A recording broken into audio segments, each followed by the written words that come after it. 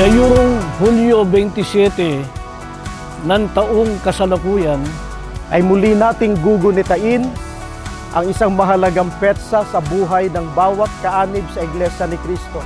Tunay na hindi po naging madali ang paglalakbay ng bayan ng Diyos sa mga huling araw. Dumaan ito sa matitinding pag-uusig at mga pagsubok sa mundong ito.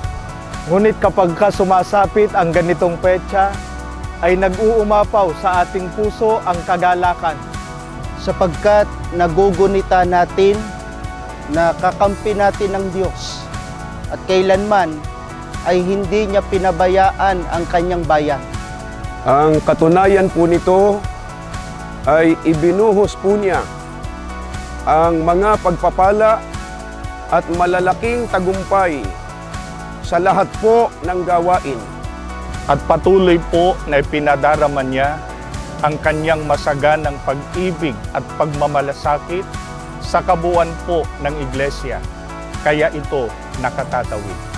Kaya sa mahalagang kaarawan ng Iglesia, ang Distrito Eklesyastiko ng Calamba City, Laguna, sa pangunguna po ng lahat ng ministro at mga manggagawa kasama ng aming mga may bahay, ay bumabati po sa ating tagapamahalang pangkalahatan, ang kapatid na Eduardo V. Manalo, at sa ating pangalawang tagapamahalang pangkalahatan, ang kapatid na Angelo Eranio Manalo, at sa lahat po ng mga kapatid sa buong mundo.